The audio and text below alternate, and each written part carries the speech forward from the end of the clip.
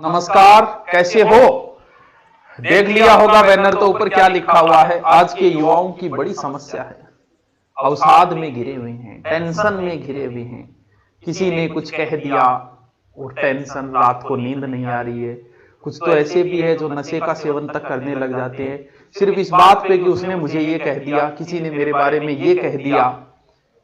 अब किसने क्या कह दिया, इसी बात पे चर्चा करने के लिए मैं आया हूं। थोड़ा सा देखिए किसको इग्नोर करना है, किसको इग्नोर नहीं करना है। ना जाने वो जमाना लौट कर कब आएगा, कोई कुछ कहे और मैं चुप रहूं, न जाने ये मुझको सलीखा कब आएगा। बात यह है कि कोई आपके बारे में कुछ कहे, आपको कुछ बोलना है कि नहीं बोलना है। बोलना है तो फिर क्या बोलना है, और नहीं बोलना फिर क्या नहीं बोलना, ये भी तो ध्यान रखना जरूरी है। इग्नोर किन लोगों को करें? पहली बात तो ये कि बात इतनी सी है कि कोई हमारे बारे में कुछ बोलता है तो हमारे दिमाग में अनेक तरीके के विचार चलते हैं, या तो हम उसके साथ विवादों में फंस जाते हैं। कई बार ऐसा भी नॉर्मल स्थिति पे हम लड़ाई शुरू कर देते हैं। बीजेपी अच्छी है, सामने वाला कह रहा है कांग्रेस अच्छी है, इस बात पे तुम बहस करनी शुरू कर देते हो। एक एक घंटे तक बहस करते हो, दिमाग खराब करते हो। इस बहस का क्या रिजल्ट निकला?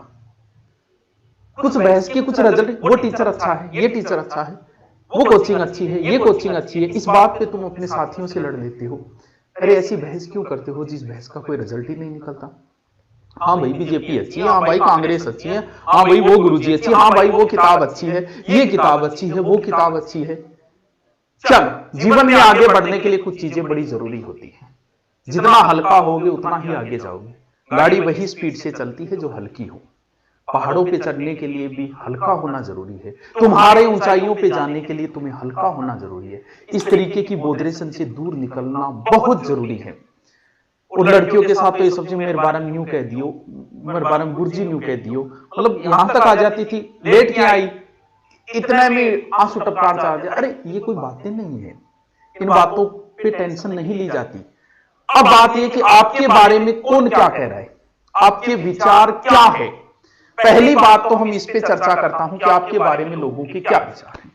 ध्यान रहे, आपको पता है कि आपके बारे में लोगों के क्या विचार है। मुझे पता है मेरे स्टूडेंट मेरे बारे में क्या बोलता है, ये मुझे पता है। मुझसे ऑनलाइन पढ़ने वाला मेरे बारे में क्या बोलता है, ये मुझे पता है। मेरे साथीगण जो कभी मेरे साथ पढ़ा है वो मेरे बारे में क्या बोलते हैं, ये मुझे पता है। मेरा विरोधी मेरे बारे में क्या बोलता है, ये मुझे पता है। इसलिए मैं कभी टेंशन लेता ही नहीं।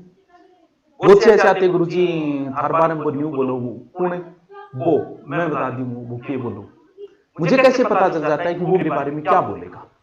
ध्यान रहे, इसका एक कारण तो ये है कि आपके बारे में अगर कोई कुछ बोल रहा है तो कहीं ना कहीं हो सकता है कि उस अपने जैसा ही आपको समझ लिया हो उसने, खुद की छवि आपने देख ली होगी।